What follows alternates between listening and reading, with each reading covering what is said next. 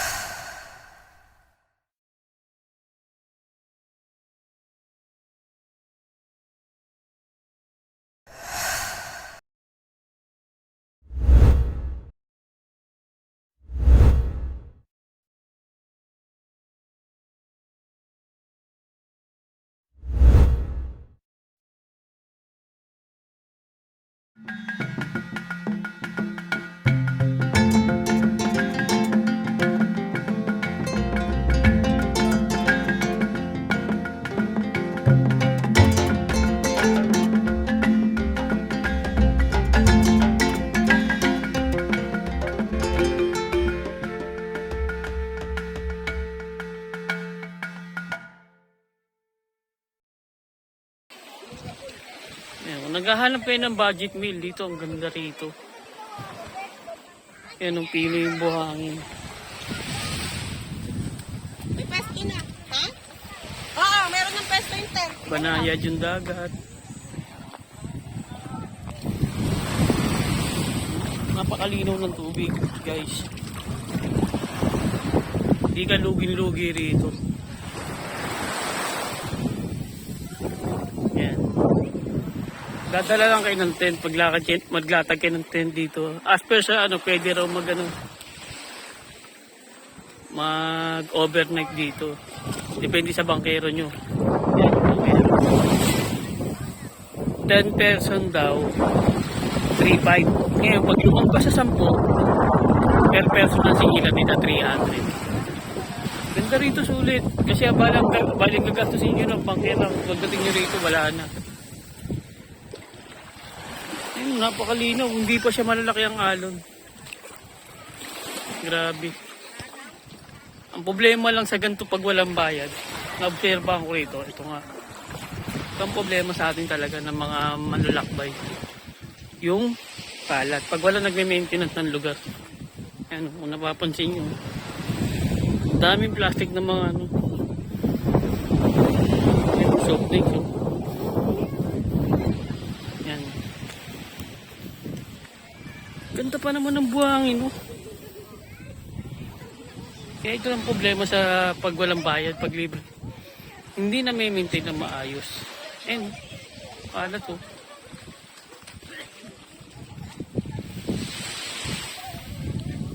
Kaya lang talaga nakakalungkot sa atin talaga ng mga may mga irresponsible din talagang traveler.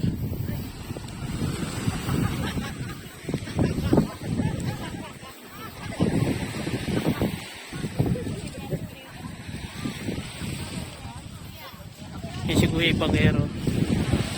Kuya, magkano uli yung bangka? 3.5 ng pumunta ka tao. Pag lumampas sa 10, per person na. Okay. Salamat kaya, salamat yung Ibangero si Kuya. Tandaan niyo pag Ano sir, ano mo lang ako sa Facebook. Apo, tatag kita. Yung number na yan, i-indicate nyo na lang para pag just in case nyo lang din kukontakin. Salamat kaya. Ayun Ibangero si Kuya. Ang pangalan nyo Kuya? Christopher Cabezas, Christopher. Sige po, salamat kaya, salamat. Yun si Kuya, yung Ibangero sinakay namin. Ganda rito lang pag magka-camping overnight. May mga pwedeng pong makita kayo doon sa taas. Pero as per sa kanila, nabili na raw ito ng San Miguel. Kaya hanggat hindi pa tinitake over ito ng San Miguel, magsipunta na kayo rito guys. Grabe ang ganito. Pinong-pino. Oh, linaw oh. Grabe. Hindi maalon. Oh.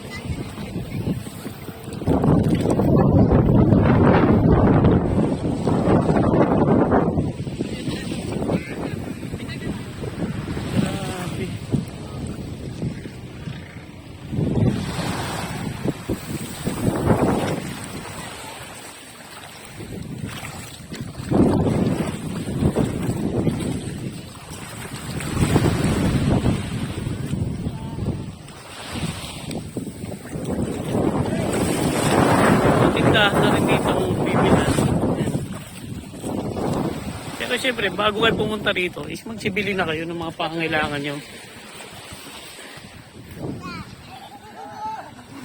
Ayan, may huli oh. Ano kuya, binibenta rin? Hiningi ko lang to. May pang ano, pwede mahuli dyan. Hindi, ano lang to, dyan. Kasi may naglambat daw kanina. Ngayon, hinayaan. Natapon yung isang banyero, pinabayaan na. Di dinampot. So, malayang pwede damputin yan. Ay, mga nakakalat ko sa Ayos mo, kita mo na. Kasi kuya, bangkero din yan. Sabi mo, may pagkain na may ulam na. Nadamputin lang. Ayun, dinadampot nila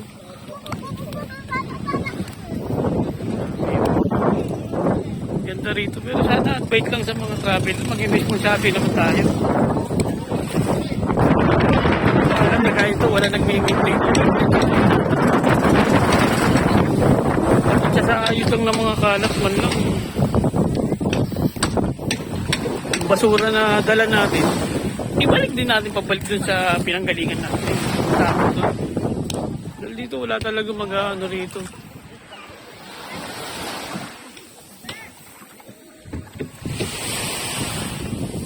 malamig ang tubig. Mas maganda ang tubig dito kumpara sa Lucky Beach. Pero ang buhangin parehas lang Mas maputi yung buhangin din. mas maputi doon. Mas maputi ito. Okay. Yung buhangin medyo brown. Doon. Malawak lang yung buhangin doon. Kaya Marami doon, malalaki. Ang alon? Malalaki yung mga nagpupunta. Kaya Lucky Beach. kaya lang. Ano malalaki ang nagpupunta? Malalaki. Malalaki ang tao.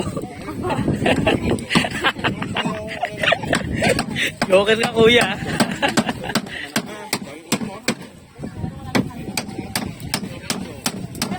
Basta pag tumapat na mahal na araw wala na to. After na mahal na araw. Wala na no. Hanggang dito kami tubig, di ba? Sabi ko umasang pa dyan. Bali yung tatabunan itong buong ano na to. Sabi ni kuya Pagyari nito, wala na. Ayun, sabi ni kuya natatabunan daw to. Itong area na to. Maabot daw dun. Ng tubig agad. Ito na malaki na yan, na nakatago na yan.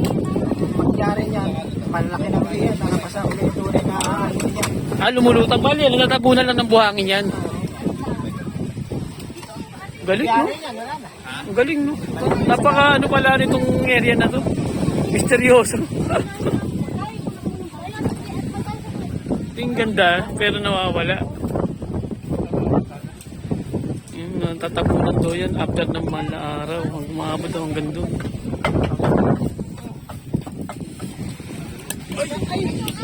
Kaya ang recommended ni Kuya, ang recommended ni Kuya, February to March, no Kuya? Ang punta rito, no?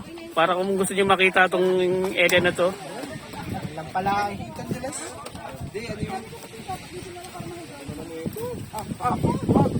Kaya kasi nagtitinda rito sa area na to. Ngayon pagtapos doon ng mahal na araw, wala na. Wala na uli kasi natatabunan pala ito ng dagat. May tinula kami dito. Sagay nyo na itong adobong manok ko. Ito, natatabunan daw ito. Maabot. Ayan, dyan. Dyan daw, yung ano ng dagat. Bali, itong ano na ito, nawawala daw ito. Kaya punta raw dito guys, February to March, ang pinaka-idea. Ganda rito, konting na.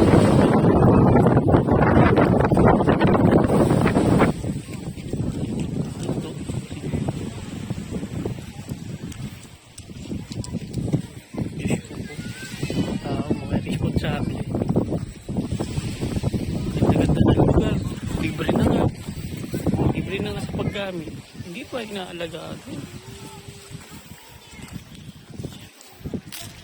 Grabe sa laula.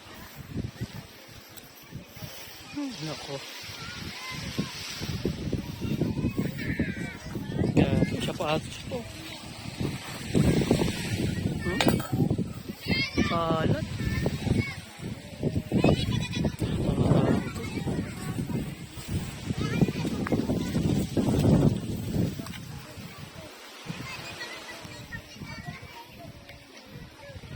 Ganda ng lugar. Inaaboy lang ng mga irresponsableng tao.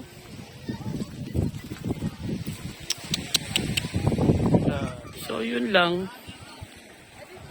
Overall maganda sa akin ng ano dito kasi pambata. Walang halo niyo, banayad oh. Grabe ang ganda. Mas napakapino pa ng buhangin.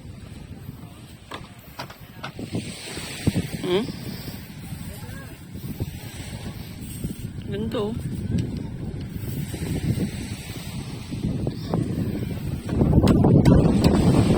Libre lang oh. Wala kayong babayaran dito guys. Naghahanap ng tipid o mura ng mga resorts. Ito ang tamang lugar para sa inyo guys. Dala lang kayong tent. Tsaka lona. Okay na. Sa muli guys, paalala uli.